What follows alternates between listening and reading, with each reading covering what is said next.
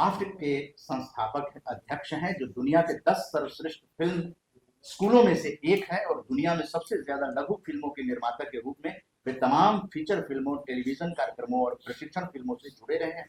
रचनात्मक कला की दुनिया में डॉक्टर संदीप मारवाह जी 1000 से ज्यादा राष्ट्रीय और अंतर्राष्ट्रीय पुरस्कारों से सम्मानित हैं। उन्होंने 145 देशों के 30,000 से ज्यादा मीडिया छात्रों को प्रशिक्षित किया है। एक बार तालियां बजाइए। 30,000 छात्रों को मीडिया डॉक्टर संदीप मारवाह जी सहयोग है। यहाँ पे रिजल्ट निकलेगा 10 पॉइंट डिक्लेरेशन का कि पॉजिटिव मीडिया के साथ और इसका मूवमेंट को आगे बढ़ाने के लिए विदेश में क्या क्या कुछ करना है, तो उसको हम लोग आगे बढ़ाएंगे। Indian diaspora's contribution to the positive Bharat Uday movement, और ये बहुत ही खुशी की बात है कि हम आपके सामने ये प्रस्ताव रख रहे हैं और आपके विचार जानने की कोशिश कर रहे हैं। सेवा कर रहे हैं 33 वर्षों से and we are proud of our team कि हम इतने अच्छे मन से अच्छे ढंग से पूरे देश में और देश में यहाँ तक जो जा सके। तो अभ्यास तो अभी शुरू हुआ है, जो का जो आदरणीय प्रधानमंत्री जी ने शुरू किया, तो लेकिन हमारा 15 साल पहले शुरू हो गया था विश्व भारती योग संघ।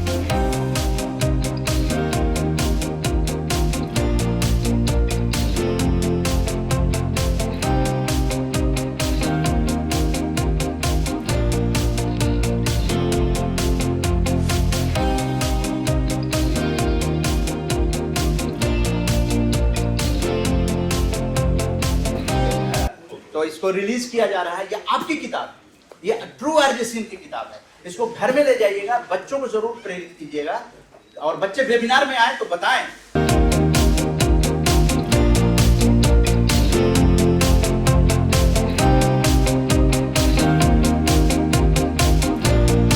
मीडिया आपके साथ मिलकर वो काम कर सकता है जो आप लोग सोच तो रहे हैं, कर नहीं पा रहे हैं। देशों में जो रहते हैं उनको मालूम है कि क्या अपनी भाषा का मूल्य होता है, वो हमें बाहर जाके ज़्यादा मालूम पड़ता है इस बात का। अभी तो क्यूरियोसिटी हो रही है और जानने की कि हिंदी प्रवासी साहित्य क्या है। पहले कहते थे अंग्रेजों का सूर्यास्त नहीं होता, मैं कहती हूँ हिंदी का सूर्यास्त नहीं होता।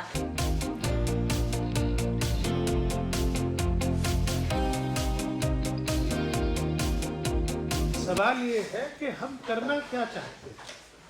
हम हिंदी को आगे बढ़ाना चाहते हैं या हिंदी के माध्यम से अपने आप को आगे बढ़ाना चाहते हैं। इम्पैक्ट हो गया है भारत के हमारी संस्कृति का दुनिया के अंदर कि लोगों ने इसको अपना लिया है।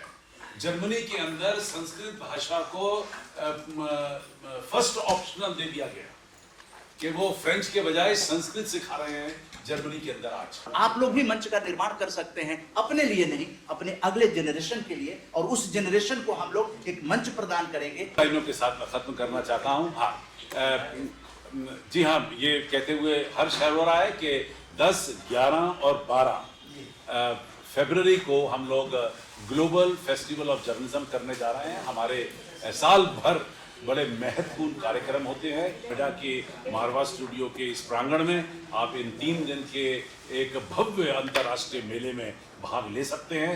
You are all are cordially invited.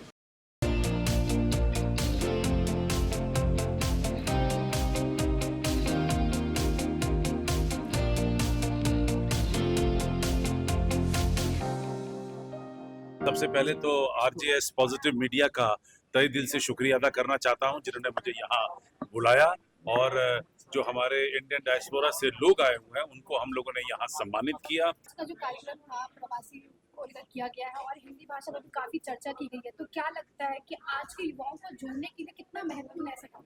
जी, इसमें इंडियन डायस्पोरा जो है ना, ये 18वां प्रवासी भारतीय दिवस है और आप जानते हैं कि 76वां गणतंत्र दिवस भी है।